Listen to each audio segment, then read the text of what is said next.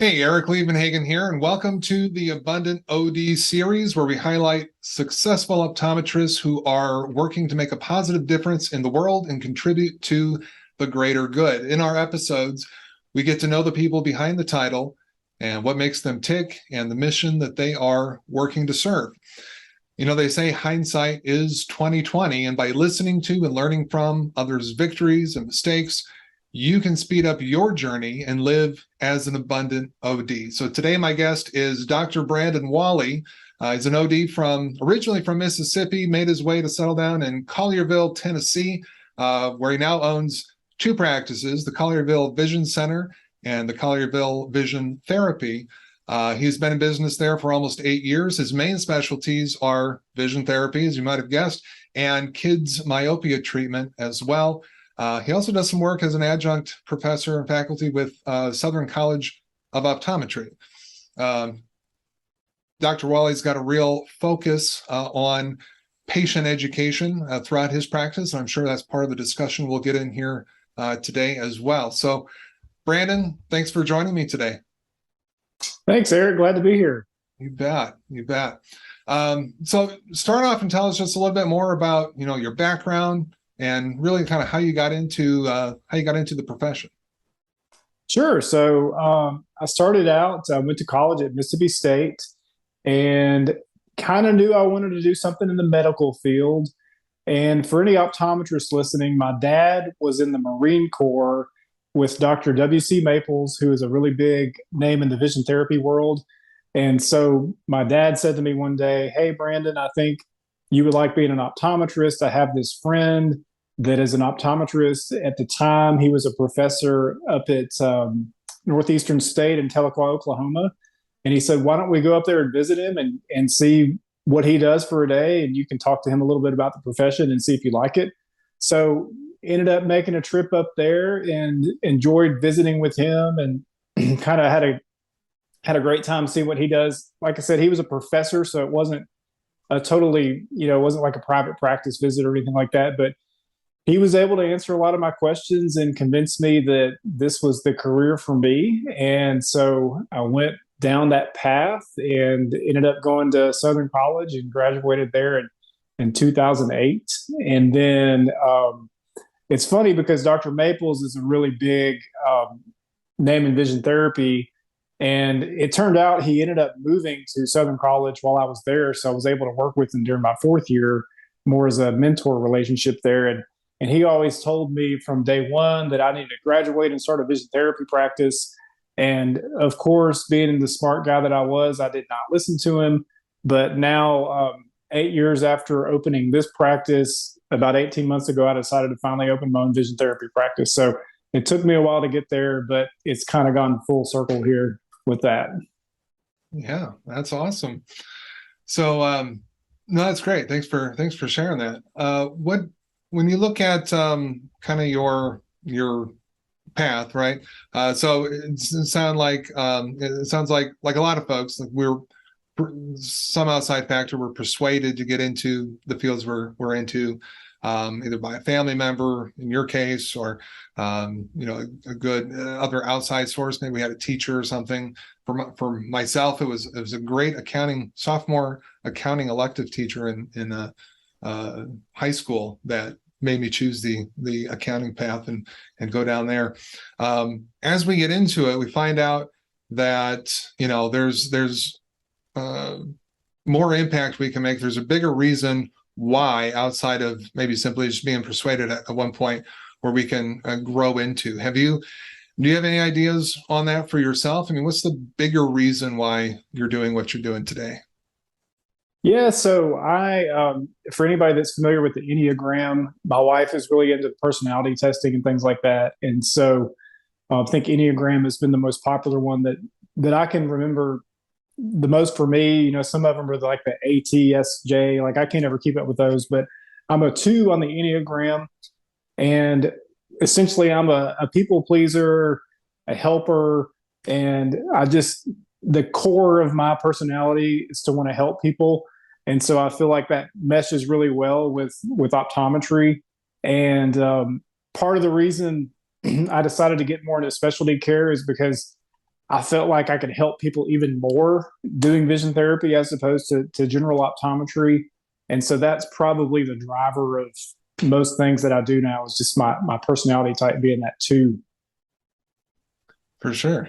And that also goes back, circles back around to what we were talking about in the intro on your focus on, patient education, patient care, which seems to be, it's a big kind of, I don't want to say divider is not quite the right word, but, it's two sides of the coin in optometry, right? Is where you get some practices and some folks, probably not most independent practitioners I've talked to, but where, they're more so like a eye exam factory of sorts, and speeding through things. It's like maximizing profits, and you can do that while still taking really good care of your patients, educating them, and then growing to help them at higher levels, as you're doing with the vision therapy work. Is that right?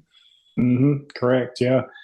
And I've definitely had my fair share of, I guess, working at the vision factories and things like that. Because my first job out of college was one of those types of situations, and it was such a hard thing because you go from optometry school where in the clinic there you're lucky to see 4 people in a day, and then you're thrown into this situation where you've got 30 or 35 people on your schedule. And I remember the first time I saw my schedule and there was 30 or 35 people on there, I was like, is this real? I can't believe, how am I supposed to do that today?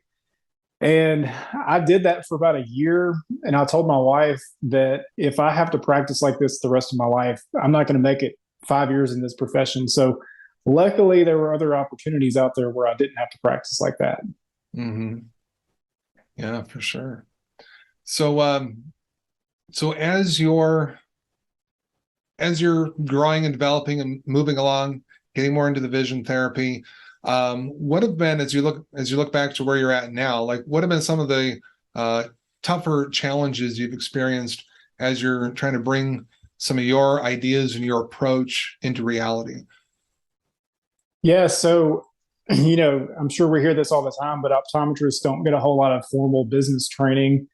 And so when I was my job that I had before here, I was a partner in a group practice back in Mississippi, where I'm from, and we had 4 locations, and I was an owner, but we also had office managers and insurance specialists and practice administrators and people that kind of made the day-to-day decisions and things like that. And so I was able to get into a little bit of ownership, but not have the sole responsibility that I have now as a solo practitioner. And I kind of underestimated how much I didn't know. I thought I was ready when I went out on my own because I had that experience, that ownership experience, but I wasn't ready at all. And I think the biggest thing was, learning how to keep books and be on a budget and things like that. And that's how you and I met, because I had read the book Profit First, and I think I reached out to you because you were practicing that. So one thing I've learned is just always be learning, and I like to read. I like to listen to podcasts, and I'm always, evolving and thinking about the business probably more than I should. Mm-hmm. Mm-hmm. I've run into more than a few people who have some, for whatever reason, some negative the one that's more understandable to me is the negative connotation with a term I heard you use a little bit ago, and that was budget. Yeah. People, there are some people out there, and probably on a different level on the Enneagram, right? Maybe I'm not sure how that all. I'm not an expert in that personality test in particular, but maybe it's a similar one. But how do you because most people look at a budget meaning being very restrictive, or very, it means that you're going to have to sacrifice something. It means that you're going to have to cut your expenses at a higher level than what you may be comfortable doing in order to make things work. How do you view that term, and how has something like Profit First helped kind of facilitate that maybe different understanding you have of being on a budget? Mm-hmm. Yeah, it's always hard because I'm also kind of an ideas person. And so I'm constantly coming up with different ideas for marketing and different ideas for projects that I want to work on around the practice. And unfortunately, most of those things cost money. And so we have to look at it. And I'm a big fan of the book Rich Dad, Poor Dad. And so Mhm. learning the difference in an asset and an expense.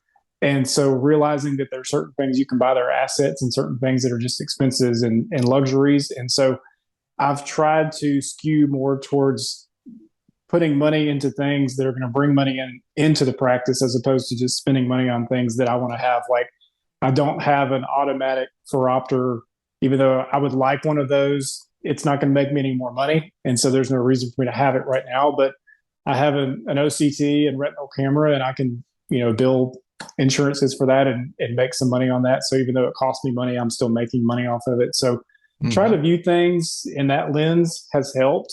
But it's always a work in progress. But the profit first thing is definitely helped me because I always have the tendency of seeing all of the bills that are due for the whole month and then trying to look at it and say, well, how am I going to pay myself anything? And the profit first is nice to just go ahead and pay yourself and then figure out the bills later. And it kind of helps you stay within that budget so that you don't you kind of know what you have at the end of the day and you try not to get outside those limits. So I'm not one to keep a really strict budget, but I try to follow some of those guidelines. Yeah, for sure. For sure. And it doesn't sound like you're necessarily then, even though you are on a budget, going back to my earlier point, it doesn't sound like you're really sacrificing a ton, right? Would you say Right. that? Right. Yeah. Although there's still times where it's like, well, I'll maybe pay myself a little less this month, and then we'll spend a little more on this, and so it's still there's some ebbs and flows Sure. with expenses and things like that. But Hmm. Hmm. Yeah. Well, I suppose, I guess that when you're deciding to do something like that, right, you're really looking at it through that lens again, like you're talking about from Rich Dad, Poor Dad, of is this going to be, a forward investment that's going to give us a positive return, or is this just am I giving up part of my family's income uh, so that I can have a nicety and you don't come across this guy to me that's like wants to have a lot of niceties and luxuries and boost your ego and keep up with the next door neighbors, right? So no. it's like it doesn't have to be that way. I think that's a really important point for other folks to get into or to hear from somebody Hmm. like yourself. Yeah, we usually talk about like whether you like them or not, right? And I know I've gone into the whole idea of budgeting before, and budget's really like the term diet in the fitness industry. Have you heard that comparison before? Yeah. To where, and again, most people think of diet as being something restrictive, but if you look up the other definitions of diet, it's really like you have a diet, no matter if you're on a diet or not, you have one. It's just the normal intake of food that you Hmm. consume. And so likewise, you have a budget, whether you are on one or not, right? Um, because it's just the natural way that you make and spend the money that you're that's passing through your hands. And Hmm. so being able to control that and put it to good use and allow it to have the outcomes that you want is really what we're talking about. And that sounds like exactly what you're doing as well through your budgeting process. Yeah. Very good. Well, thanks for sharing that with folks. That's a great point. So, looking back again, over your career, would you say, outside of the business training, that's a huge part that we point that we hear with a lot of folks too, even across various industries, but especially in optometry as well, right? It's like none of us usually get into business for ourselves because we're just great at business. We're great at what we do, and then we make it, we figure it out or make it work, or at least that's the goal. But is there some sort of victory or success, major challenge you've overcome during your career that you found to be real meaningful that you'd like to share? Yeah, the biggest thing for me is you mentioned I don't seem like the type to have luxuries and things like that. And to me, time is a luxury. And so the more time that I have away from work and with my family is what I work for. And so I have been able to, through having my own practice and everything, being able to set my own hours. I work 4 days a week, home by 4:30, generally most days, and I tend to see 12 to 14 comprehensive exams a day. So I'm not working my tail off. I'm certainly not the richest optometrist in the world, but for me, I'm rich in time, and I've gotten to see my kids grow up. I haven't really missed any of their milestones. I haven't missed any games or programs, and so that's really what private practice is for me. It's a vehicle for me to have money, but be able to ultimately have the freedom and flexibility to spend time with my family. So I feel like that's been my biggest victory, and that's been my goal, going to my career, coming up on 15 years of my career, I guess. Yeah. Yeah, that's awesome. That is such a huge thing to know that, obviously you're not in necessarily a corporate space. So we're not all about like maximizing profit at all costs, which is where some of the things we talked about earlier kind of come into play. But really having a wealth of, you have a wealth of life experience is what you're saying, where you haven't missed family events. You're it's cool that you bring that up, because I was just talking with another kind of a life coach, if you will, who's gone through a lot of iterations in his career as well. And the one thing he said, because he used to be a business coach before he transitioned, he's now in his 50s, and so he's got a lot of life experience to share. And the one thing that resonated with me that he said was that most people were like, as a business consultant, he was making a lot of people rich, like beyond what they thought was possible, and probably more than what they needed, quote unquote, however you define that. But he's like, but the divorce rates were going through the roof. It's like, how successful were they really, right? So to hear you speak and say that, there's a way moving forward in private practice where you can actually make the kind of money that you want to make to support your family, reach your personal goals long term. At least you're on that journey, right? And you also have a strong life and strong you have a lot of life experience outside of the practice, and you're making it all work like that. A lot of people refer to that as balance, but it's really like an integration of the two, because they're never really, unless you disagree with me, but they're never really like completely balanced, right? Like, because balance to me means, if I work 10 hours a day, I'm going to spend 10 hours a day with my family. And, that doesn't exist or happen, but there's an integration there that works for everybody in both sides, the business and your personal life, where everybody is happy and flourishing at your defined levels of what that means for yourself, and not what somebody else is telling you. Is that accurate, or anything to add to that? Yeah, exactly. And like you said, the balance thing is interesting, because as anybody that's a business owner knows, that just because we're home and we're not at work doesn't mean we're not thinking about it. And so that's really been my challenge, has been being present in the moment with the kids and shutting it off. And fortunately and unfortunately, I live 5 minutes from the practice. And so I don't get a lot of detox time to listen to music or podcasts on my way home. It's like, get off work and walk straight into a house full of kids. And so that's one thing I need to work on, to bring a little bit more balance into my life, is to just quit thinking about work as much when I'm not at work. But I do a pretty good job of it most of the time. Yeah. As what I found, that's a really good point too. And as what I found as I move forward in my own business, and I've shared this with a lot of other folks, is that that's something I've continually worked on as well, especially when I came back into a home office. So I have I have a 10-second commute to get downstairs, get back into family life after doing this, all day.